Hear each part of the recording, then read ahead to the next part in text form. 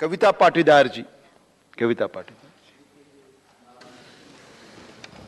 धन्यवाद माननीय उपसभापति महोदय। चर्चा में भाग लेने का ये मेरा पहला अवसर है, तो शायद ये मेरी मैडन स्पीच होगी। निश्चित ही यह चर्चा ग्लोबल वार्मिंग एक महत्वपूर्ण विषय है। ग्लोबल वार्मिंग और जलवायु परिवर्तन के कारण बढ़ते जोखिमों और उसके आर्थिक परिदृश्य पर तो प्रकाश डालेगी ही, साथ ही जोखिम को कम करने के लिए उपलब्ध नीतिगत विकल्पों से भी पर्दा जरूर खोलेगी। हम आज देख रहे हैं कि पृथ्वी के ध्रुवों पर हजारों सालों से जमी बर्फ पिघल रही है, दुनिया भर के जंगल आग से भस्म हो रहे हैं, समुद्र का बढ़ता जल स्तर आने वाले सालों में कई शहरों को निगल सकता है, कहीं सूखा है तो कहीं आए दिन बाढ़ और तूफान आ रहे हैं। हालात बहुत खराब है। हो सकता है कि आज आप और हम सीधे तौर पर जलवायु परिवर्तन को असर उसका महसूस नहीं कर पा रहे हों, लेकिन हम लोग जिस तरफ जा रहे हैं हम जल्दी गंभीर चपेट में आ सकते हैं। समस्या इतनी गंभीर है कि प्रकृति के अस्तित्व पर सवाल उठने लगे हैं। इसमें कोई शक नहीं कि जिस तरह से ग्लोबल वार्मिंग के कारण जलवायु में बदलाव आ रहा है, उससे न केवल लोगों के जीवन और गुणवत्ता को खतरा है, बल्कि उसकी आय पर भी इन बदलावों का भारी असर पड़ेगा। लेकिन ये नौबत आई क्यों? हम अगर देखें तो ये उस वक्त पैदा हुई जब हमारे इंसानी गतिविधियों के कारण पूरे वातावरण में CO2 यानी कार्बन डाइऑक्साइड और मीथेन जैसे ग्रीन हाउस गैस की मात्रा ज़्यादा बढ़ी और इन मात्राओं ने सूर्य की गर्मी को ज़्यादा सोखा। उसके कारण धरती का तापमान बढ़ा और जलवायु जैसे ये जो परिवर्तन की समस्या, ग्लोबल वार्मिंग जैसी समस्या हम सबके सामने आई। और इन गतिविधियों का मुख्य जो कारण है वो जीवाश्म जो ईंधन है उसका इस्तेमाल है। और ये जो है जीवाश्म ईंधन है, ये कोयला, पेट्रोल, डीजल और ज़मीन से जो गैस हम लोग ने ली है उसका इस्तेमाल करना इसका प्रमुख कारक हो सकता है।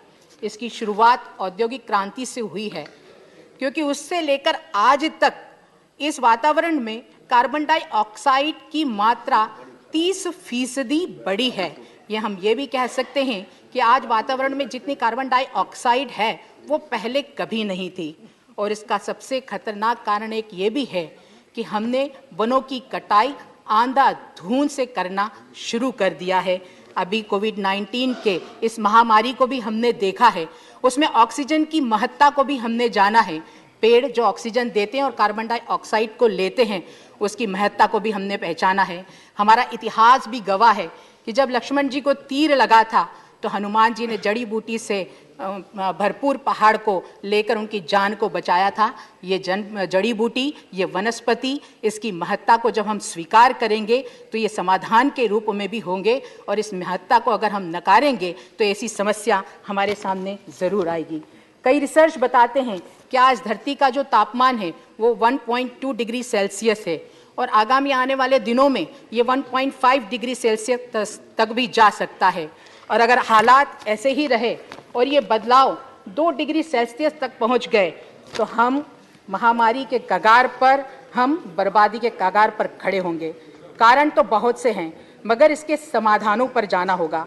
प्रकृति का सम्मान और नेचुरल रिसोर्स का संरक्षण ये हमारी परंपरा और वर्तमान प्रयासों का हिस्सा रहा है। धरती इंसान की ज़रूरतों की भरपाई तो आसानी से कर सकती है, मगर उसके लालच का नहीं। ये धरती कहती हम सब से, तू लालच से अधिकार न कर, तू दोहन कर पर शोषण नहीं, तू प्रकृति का प्रतिकार न कर। हमें इसकी महत्ता को समझना होगा। हम सदियों से नेचर के साथ समन्वय में जीते चले आए हैं, लेकिन पिछले कई दशकों से हुए स्वार्थपूर्ण व्यवहार की वजह से प्रकृति का जो अस्वाभाविक रूप से स्वरूप सामने आया है वह चिंता का विषय है।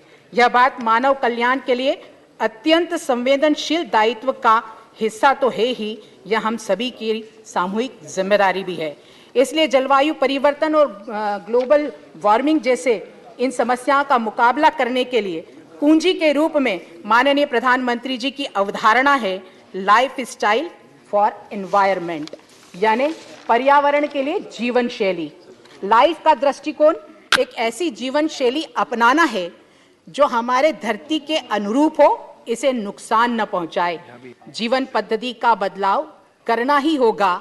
अब हमें ऊंची उष्णता को शीतलता से भरना ही होगा और इसीलिए माननीय प्रधानमंत्री जी ने ग्लासगो में आयोजित संयुक्त राष्ट्र जलवायु परिवर्तन फ्रेमवर्क सम्मेलन में पंचामृत का मंत्र दिया। इस पंचामृत के मंत्र के अनुसार पहले जो बात कही, भारत अपनी गैर जीवाश्म ऊर्जा क्षमता को 2030 तक 500 मेगावाट तक लाएगा। दूसरी बात, 2030 तक भारत अपनी ऊर्जा आवश्यकता का 50% रिन्यूएबल एनर्जी से पूरा करेगा। तीसरी बात, भारत अब से 2030 तक अपने शुद्ध अनुमानित कार्बन उत्सर्जन में 1 बिलियन टन की कटौती करेगा।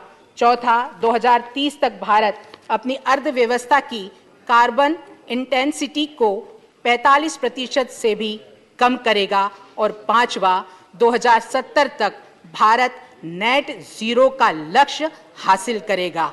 निश्चित ही इन पंचामृत के द्वारा माननीय प्रधानमंत्री जी ने इस समस्या का समाधान पूरी दुनिया के सामने रखा है। भारत इस वैश्विक चुनौती को लेकर पूरी तरह सजग है और जलवायु परिवर्तन, ग्लोबल वार्मिंग को लेकर सरकार की ओर से उठाए जा रहे कदमों की पूरे विश्व में सराहना हो रही है। इसे देखकर आज दुनिया के सारे विकासशील देश ब्रिटेन के पूर्व प्रधानमंत्री जॉनसन की बात दोहरा रहे हैं और वो सत्य भी है कि 1 सन, 1 वर्ल्ड, 1 ग्रिड और 1 नरेंद्र मोदी। आज माननीय प्रधानमंत्री मोदी जी के नेतृत्व में भारत ने दुनिया में पर्यावरण के क्षेत्र में समाधान कारक देश के रूप में अपनी भूमिका निभाई है और हमारे निर्णयों ने ये साबित कर दिया है कि हम पर्यावरण के लिए सबसे ईमानदार देश हैं। इन निर्णयों में अगर हम देखें तो इलेक्ट्रॉनिक वाहनों की सब्सिडी, पेट्रोलियम में भारत का सीधे स्टेज 4 से स्टेज 6 पर आना, हरित क्रांति, जैविक खेती, जल संरक्षण, वर्मी कंपोस्ट, हमारी कुछ योजनाएं जैसे उज्ज्वला योजना, स्वच्छता अभियान, चरणबद्ध वृक्षारोपण। और जब वृक्षारोपण की बात आती है तो चूंकि मैं मध्य प्रदेश की निवासी हूं, मैं मध्य प्रदेश के मुख्यमंत्री माननीय शिवराज सिंह चौहान का यहाँ जिक्र करना चाहूंगी, जो रोज प्रतिदिन एक पौधा लगाकर इस दुनिया को बृहद वृक्षारोपण और पर्यावरण का संदेश दे रहे हैं। वैश्विक मंथन के बीच इन सभी निर्णयों ने ये साबित कर दिया कि जलवायु की इस चुनौती से निपटने में भारत के नेतृत्व में ही सफलता प्राप्त हो सकती है और हम सब तो कहते ही हैं कि मोदी है तो मुमकिन है। लेकिन आज इस समस्या का हम सबको मिलकर समाधान करना होगा। ग्लोबल वार्मिंग को रोकने के लिए जितने भी प्रदूषण हैं उसको दूर करने के लिए हमको सामूहिक प्रयास करने की आवश्यकता है। धरती हमारी एक साझा विरासत है जिससे कोई एक देश या एक शहर प्रभावित नहीं होगा, उसका खामियाजा सारी मानव जाति को उठाना होगा। ऐसे में हमें तय करना होगा कि हम अपने लिए कैसा भविष्य चुनते हैं। वक्त आ गया है कि जब किसी को जलवायु परिवर्तन की चुनौतियों को से निपटने के लिए सामूहिक, व्यापक और समग्र रूप से लड़ने के लिए कहे तो हम सबको अपना कदम आगे बढ़ाकर इस जिम्मेदारी को उठाना होगा। इन सब पर महज बातें नहीं, इन सब पर अब काम करना होगा। हम सब मिलकर समाधान पर साझेदारी से काम करेंगे। इसी आशा के साथ मैं अपनी बात को विराम करती हूँ। बहुत धन्यवाद। धन्यवाद।